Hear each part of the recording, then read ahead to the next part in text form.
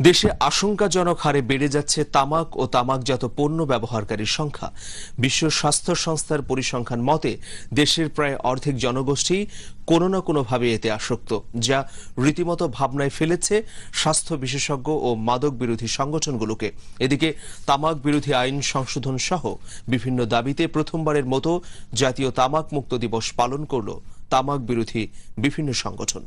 বিস্তারিত রয়েছে মাইনুল ইসলাম শোভনের রিপোর্টে।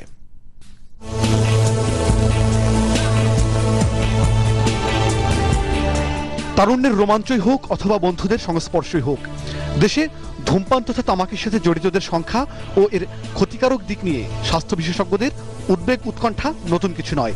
তবে সবচেয়ে বড় উদ্বেগের জায়গা হচ্ছে স্কুল আঙিনা পেরিয়ে সদ্য কলেজে পা রাখাদের তামাকের সাথে পরিচিত হওয়া।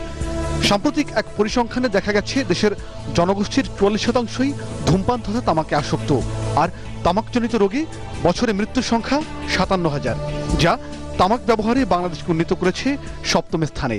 উন্নত বিশ্বে কিন্তু তামাক গ্রহণকারী বা ধূমপায়ীর সংখ্যা কিন্তু কমে যাচ্ছে। একইভাবে বাংলাদেশের ধূমপায়ীর সংখ্যা ক্রমশ বৃদ্ধি পাচ্ছে।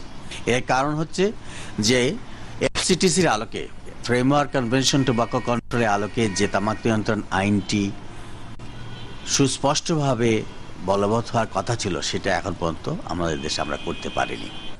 তামাক বিরোধী সংগঠন আর সচেতন মহলের আন্দোলনের প্রেক্ষিতে ২০০৫ সালে প্রণীত হয় তামাক নিয়ন্ত্রণ আইন, যাতে জনসম্মুখে ধূমপান নিষিদ্ধ এবং সেই সাথে সিগারেটের প্যাকেটের গায়ে তামাকজনিত রোগের এ ধরনের সচিত্র নির্দেশনা থাকার মতো গুরুত্বপূর্ণ বিধান রাখা হয়, যা প্রয়োগে দেখা যায় শৈথিল্য। প্যাকেটের মধ্যে ওয়ার্নিং, পিকচুরাল ওয়ার্নিং অর্থাৎ সচিত্র সতর্কবাণী সিগারেটের প্যাকেটে থাকার কথা ছিল এফসিটিসি অনুযায়ী, সেগুলা কিন্তু আমাদের দেশে আসেনি।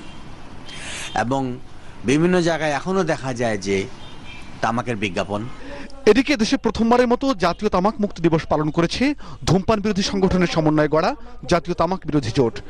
আইনের প্রয়োগের পাশাপাশি ২০০৫ সালের আইনের কিছু সংশোধনীরও দাবি জানানো হয় কর্মসূচি থেকে। মাইনুল ইসলাম শোভন, দিগন্ত টেলিভিশন, ঢাকা।